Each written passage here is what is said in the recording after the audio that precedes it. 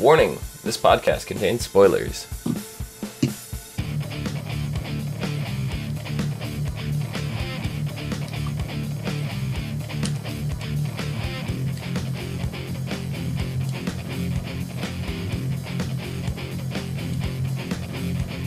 What's up, everyone, and welcome to the ASOTV podcast for Sleepy Hollow Season 2, Episode 8, Heartless. I am your Heartless host, Dom.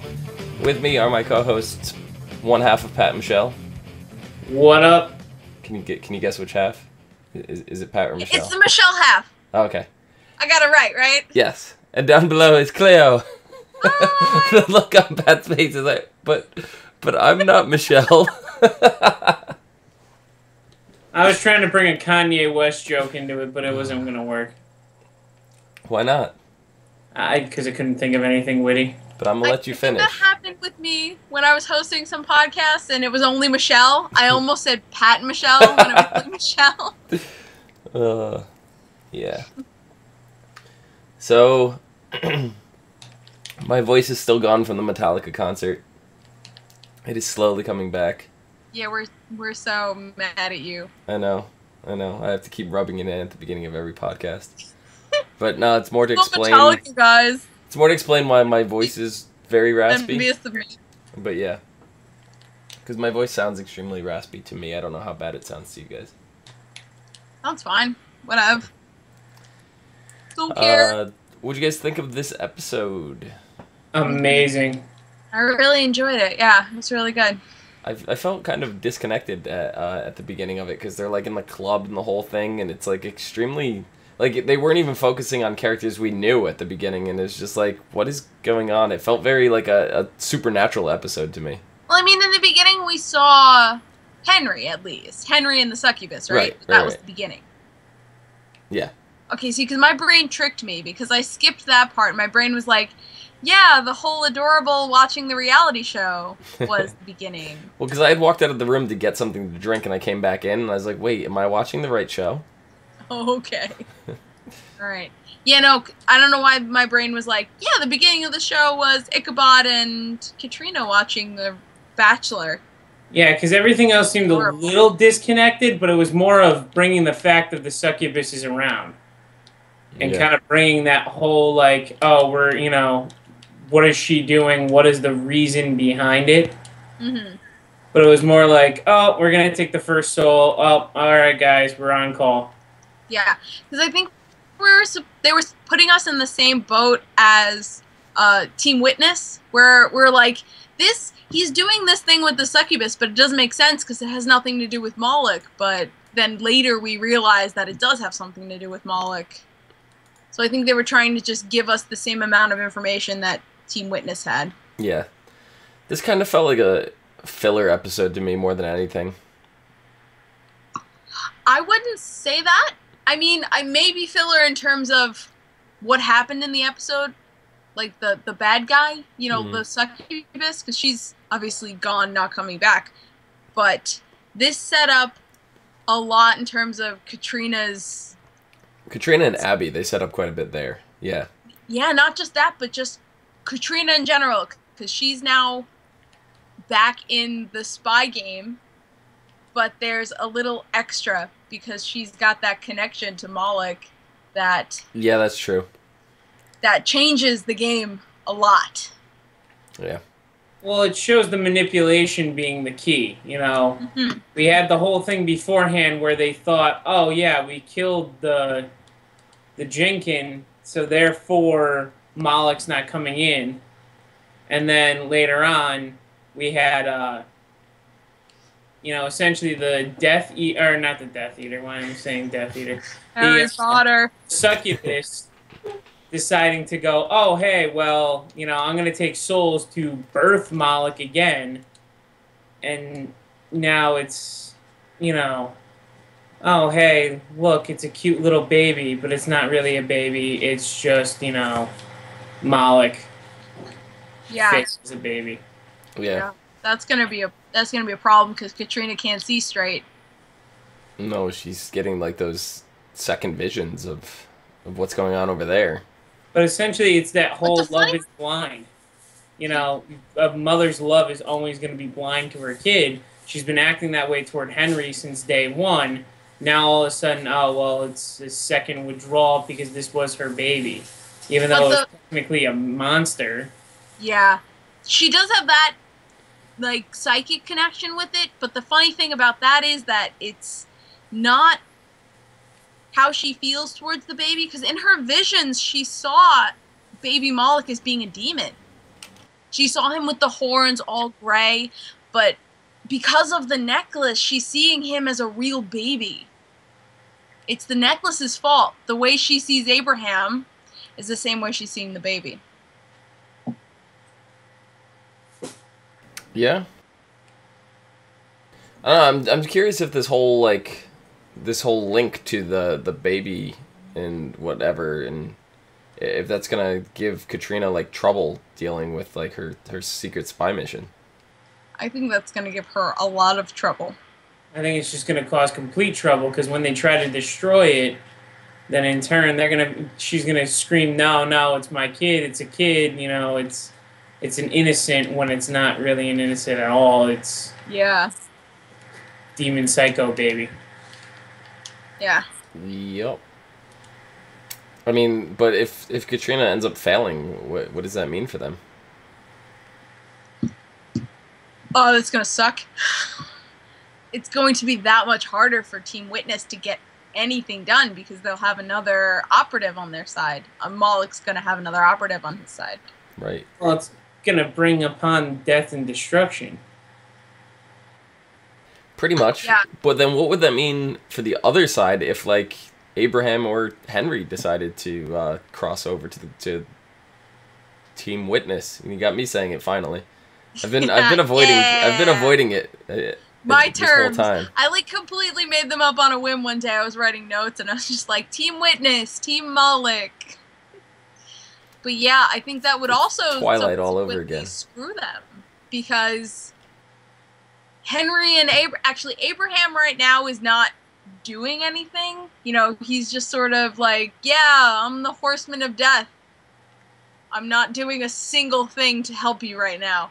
So if Abraham switched over to Team Witness, I don't think much would happen.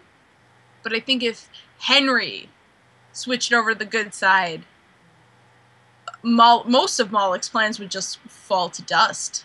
Well, yeah, because essentially Abraham's just, all he's focused on is Katrina. That's it. He doesn't care about anything else going on. You know, if he switches any kind of side, it's like the useless benchless player, or the useless benched player on a football team. Yeah. Or the third string quarterback you barely use. Yeah. It's not gonna matter. Abraham was plan A, and we're on plan F. Abraham is something, yeah. Or is it actually plan F, or? I don't know. I think as we've been going on, I've been changing what plan we're on. We're on like Q at this point, by the way. Yeah, right. We've gone through so many plans. We're gonna be in numerals. We're gonna be in, like, you know, infinity at in like double letters and beyond. We'll go through the alphabet 3 times. We'll have to start using the Greek alphabet. Yep. I actually do want to go back though and count every plan Moloch has had. Have fun with that. Right?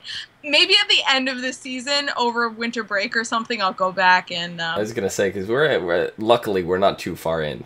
You know, we're 21 episodes into the series. Yeah, this is only the 2nd season. So yeah. Yeah, it'd still be a good homework assignment. It would. In 24 hours, you can do it. You get in. But you can still get in under the 24-hour mark. I've been guessing this entire time. I'm like, yeah, we're totally on plan F. Totally. To actually know, I feel like I would have so much more accuracy. If it turns out that we're actually right and this is plan F. Yeah, props to me because I totally guessed. I'd say that I'd eat my hat, but I like my hat too much. You'd eat, let's say you'll eat your worst hat. The hat you like the least. I'd say he's got to eat the pink hat. Why the pink hat? We need the pink hat to spot him in crowds. You don't like the pink hat? I love the pink hat, dude. I just figured it'd be tasty. It looks like a hot dog. Oh god. Coming from someone who has had to spot you in a crowd, yeah, the pink hat needs to stay. Pink hat is amazing for that reason. Anyway, back to the episode. What did you guys think of the succubus? Oh, she was awesome. I think it was a great character. Like, it was a great plot twist. Yeah, I'm sad she only lasted this episode. You know, they kind of just murdered her. Well, we don't. Is she the only succubus? I don't. Yeah, I'm pretty sure that's it. I would assume she's not. But listen, the only real, like, succubus I've been acquainted with, in television at least, is from Lost Girl. The main character from Lost Girl. Mm-hmm. And in that, she's not the only succubus. I mean, they're all fae, but she's not the only succubus. I was kind of surprised we didn't get any Incubus to go with the succubus. Yeah, Incubus maybe that's a future thing that they're going to do. Yeah, it's exactly the same thing as a succubus, but for women. Yeah, the male form of a succubus. Well, the succubus, in turn, was going after male and female. She was not discriminating at all. Because she went after that second girl who was, you know, I don't know if she was gay, bi, whatever. The feeling I got from her was that she was, instead of crushing on the man that she was hanging around with, the woman that was definite. Exactly. So but I got from that she was a lesbian, no. And so it worked on her because she was a lesbian. Yeah, so basically in that regard, the succubus and the incubus would go for whatever their gender attraction is, as opposed to their gender itself. So, but yeah, we got quite a bit more of Hawley, Nick this episode, and Nick Hawley. Reverse that every time I want to call him. I don't know. But what'd you guys think of Nick's new little maelstrom crystal toy thing that he had? He's had a bunch of he whipped out a bunch of toys this episode, and I was just like, yeah, something Nordic, something else having to do with an Arabian genie. Yeah, he had the gun. Like, he had all these random toys, but like everything was theoretically working. Mm-hmm. Like, oh, it works in theory, not practiced. Good luck. I mean, he didn't believe in the supernatural until like 2 episodes ago, so everything he had was worked in theory. So he's never actually gotten to field test any of this stuff. Well, he's never. Yeah, but I feel like because he just happened to have the crystal on him when the succubus attacked him, so I think he's starting to say, "Oh, this is the history of this item. Maybe I should have it on my person just in case something attacks me." Yeah. Because I think he's definitely become paranoid. Yeah, he definitely believes in stuff, and I full on believe that that's why he has this stuff on. But it's like he doesn't necessarily know if it's going to work because he hasn't field tested it. So it's when he placed the blade on her neck, like he had some genuine shock. I don't know if it's because he like was getting his soul sucked out of his body or whatever that was, you know, and maybe he was just fatigued, but he genuinely looked shocked that it even worked. Yeah. I think that one was more fatigue. It was later on when he was giving the knife to Ichabod, and it was like, I don't know if this really works. Good luck. I'm going to keep the gun just in case. Like, you know. Well, no, because he was like, here's this knife. It does this, this, this. And Ichabod's like, okay, yeah. And then he's like, oh, you saved the gun for after it was all over. He's like, you saved the gun for yourself? And he's like, yeah, I didn't know if the knife worked. You were my field test. Well, he also said, I didn't think you could handle that much firepower. Right. He didn't think he'd actually know how to use a revolver. Yeah, that's true. Because what he's got from Ichabod is that he's some crazy dude that thinks he's from. I'm not sure he actually believes Ichabod's from the Revolutionary era. I'm not sure he believes that 100%. Yeah, I don't think so either, but I don't think he puts it past him either. Yeah, he's eccentric. I don't know if you, the crazy person, can handle my gun right now.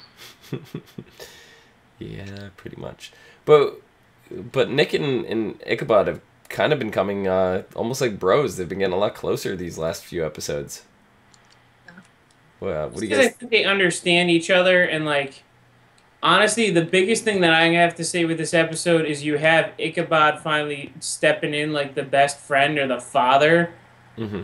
going, "What's your intentions, Nick? You know, about Abby, because you know flat out he's got a definite, you know, crush on Abby." Yeah. See, and now the fact But that, I like- that Crane has kind of taken the father figure role in that kind of puts to rest the flirtation that we've seen, and it Thank you. yeah, I've been saying that since day one. I'm like, they definitely do not crush each other. they had It's some a bond deeper than that. they had some relationship type chemistry, but we didn't know Yes. what type of relationship But yeah. Exactly.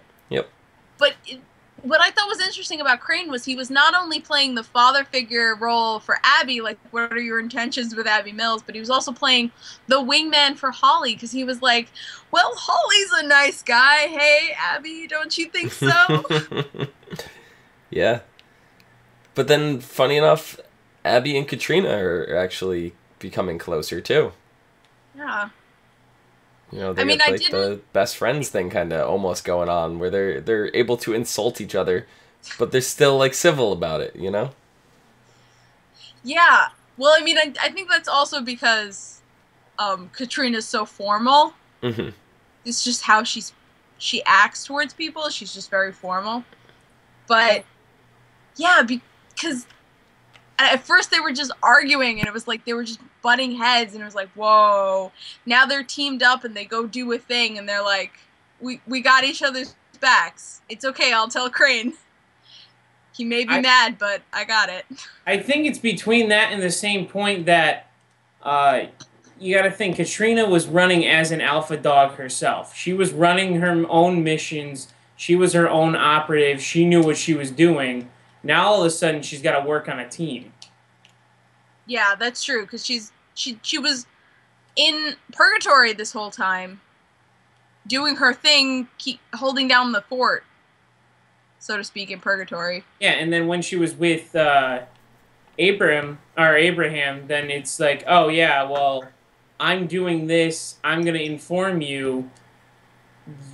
You and I aren't really gonna speak, and then all of a sudden, it's like, oh wait, now I got to deal with you guys too, and deal with your feelings, and Yeah. have to follow the procedure the way you guys want. That doesn't work. No. It's like, oh wait, I also gotta listen to your feedback too. I can't just do what, I want. Listen, I got this intel. You need to just take it at face value. It's like, hold on. I know you got this intel. I gotta look it up first. Yeah. I don't know, with everything, like, everybody's kind of all working together, where, everybody's feeling more comfortable together, everybody's bonding a lot better. Abby and Nick definitely have some chemistry going on there, Yeah. like we just said, but Abby seems like she doesn't want anything to do with it. She even says, we don't have time for this. Yeah, I think, listen, people have been saying, oh yeah, Nick's got a thing for Abby, she's got a thing for him. I'm like, I haven't seen it until this episode. This episode is when I saw her be like, oh, does he like me? Yeah, I'm into that. This is the first episode I've seen that, because she's just been so wrapped up in being a witness. Right. And fighting Moloch that I think in the beginning of the episode, she says something like, I don't know, she's just so focused on the task, and when he's like, yeah, this is a date, right? You asked me to a bar. She's like, how about that no. drink? Yeah. Not really. She didn't realize it, and at the end, I think she does realize it, because Ichabod is like, yeah, he likes you, and she's like, what? Yeah, it's one of those things that she's got the blinders on. She's like, look, seriously, we got a mission. I'm not gonna fool around with this kind of crap. Yeah. And then, like, she realizes, okay, well, he's got feelings, but I ain't got time for that. Exactly. She says she doesn't have time for it, but I think now her eyes are open, and she's like, wait, maybe I like him too. It's gonna be like that just clash between, we have to save the world. You guys are forgetting something very important. But maybe I have feelings. We got Jenny going on. Jenny. I know. Next episode's gonna be really hard. Well, we don't know if he's even gonna be in this episode. Ooh, next episode, Mama? No. I don't think, is Nick going to be in this episode? The one coming? Yes, the next episode, Nick will be in it. So will Jenny. So we're going to have all three of them working on a case together. Ooh. Yee. Yeah. That's going to be interesting. Yeah. Which one is Nick going to flirt with? Because you know he can't get away without flirting. Oh, he's going to flirt with Abby, and Jenny's going to be like, excuse me? We saw this in the... They had a history. They fooled around. Yeah. We saw this in the Wendigo episode also, though, because Jenny was around when Hawley was giving eyes at Abby, and Jenny was just like... Yeah. What? Like, no, you just didn't. Yeah. So it's going to get rough. She kept it to herself because things between her and Hawley were sort of flingy. So she's sort of keeping it on the down low, but I think she definitely knows that he's got eyes for Abby. A lot of shows that I watch that have these love triangles, like, it's all kind of very similar. This one really stands out to me because it's like two sisters involved with a guy, and it's like, this is going to get bad.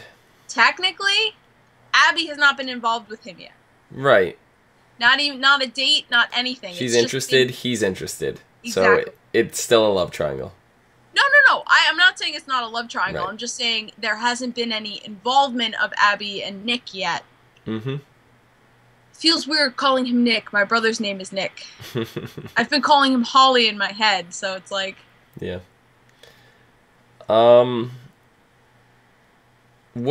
There was a scene, and I was actually very distracted with, and I don't quite remember it. It's when... John Noble's character, what's his character's name? Henry. When Henry was talking to Abraham, and Abraham was like, no, she's with us now. She came back on her own. And he goes, bring her to me. Like, what had happened in that scene? Because I had actually missed that. Was that at the end when he's that like... was the baby. She totally came back to me. Everything's cool. And Henry was like, good. Bring her in. And Abraham was like, on. What? Because that was the whole point, was she had the necklace on, therefore it was an interpretation on her eyes. Right, the necklace started glowing. Right, yeah. Because it wasn't that she came back that was good, it was that she was still wearing the necklace. Abraham was like, yes, she's still wearing the necklace. And Henry goes, good, bring her in. Right. Like, whoa. Like, he could give a crap that she was back. It was more of... the necklace. Yeah, is she wearing that piece of jewelry? Because if she saw that it was Moloch in baby form and not just this cute little kid, you know, then there'd be... consequences. Yeah. And it's going to be a problem. And I feel like she should know. Because she saw in the visions, she saw the demon baby. Because he was gray and he had horns. But the fact that she's seeing a baby she didn't get to keep 250 years ago, that's going to just erase that whole vision of the Moloch baby. Yeah. Yeah. Yeah, it's gonna get bad. You guys have anything else for this episode? Just all the things. All the things. Your brain is doing a thing right now. What's doing a thing? Your brain? No, my brain is pretty... It's okay. All of the things. Just all of the other things need to happen. Just everything. Show is great. This is like one of the best written shows on television right now. Yeah. Most artistically done. Yeah. Next week, the episode is called Mama. And in it, a series of mysterious deaths at Terrytown Psych leads Abby and Ichabod to discover an especially surprising spirit is involved. So. Psycho Mom. Yeah. So the trailer for this next episode goes on about how it's Abby and Jenny's mom that is the ghost that's haunting Terrytown. And that's sort of rocking the foundation of their mom is the third horseman theory. So I'm not sure my theory is going to hold much water. Very Well, we haven't seen the Horsemen yet. They haven't necessarily made them rise yet, so just because she's in spirit form right now does not mean they can't pull her to the other side. True, but we have seen Pestilence, because Pestilence is the one that rode the kid from Roanoke into our time. Oh, yeah, that's true. Asian. Okay, so there's still one other Horseman that we are not. Yeah, whether or not for. Pestilence has a physical form, or if that was just a spirit running the kid out of, because we never saw Pestilence touch anybody. Right. It was just sort of around. Mm-hmm. So it is possible it's still in spirit form, but it's very true. I don't know. True. I really think that the next two Horsemen have to come from Abby's pool of people. I don't know. It's just my. It would make a good dynamic. I'd like to see it. So, yeah, I think that about wraps this up. Pat, where can the people find you and that moving blanket over on the side of the couch there? You mean this moving blanket? Yes. At Michele. She finally finished showering, so. Listen, I didn't even see her there. Hi, Michele. You can find us at Michele. Now the other half is here, so. So it is officially Michele again. Yeah. Clio, where can the people find you? They can find me at Clio Moto. Oh. All over the socials and shit. Oh, you just blew out a candle. See, Pat gets to bring Michele in from the side. Clio gets to bring her kit. Oh, okay. And I will just hold up these nice Metallica guitar picks. Oh, okay, what you're now? Totally not rubbing in the fact What now? that Rubbing it in. Metallica. What now? That's fine. It's okay, You can find me down below at Metallica. If you don't give me fire, give me that which on the side. Or you could maybe find me on my personal account, Phenomenon, PHENOMEDOM. You could also find us in others. I sang that at the end of the Arrow podcast. I know you don't watch my Arrow podcast, but I sang it at the end. I will eventually watch your Arrow podcasts when I catch up with Arrow. So Good. I will go back between every episode and watch them and see how your predictions turn out. But Yes. you could also find us and more on Twitter, Facebook, Gmail, G+, MySpace, and right here on YouTube at /ASOTV podcast for some more podcasts for some of your favorite TV shows. Till next week. See you guys later. Peace out, players. I will be there. It's okay, whatever. You saw Metallica. I'm gonna see fucking. Wait. Doesn't matter. It's not Metallica. What am I gonna see? They're cooler than Metallica, sucker. No, there's no such thing. The only thing better than a Metallica concert is a second Metallica concert. Yo, did you see them at the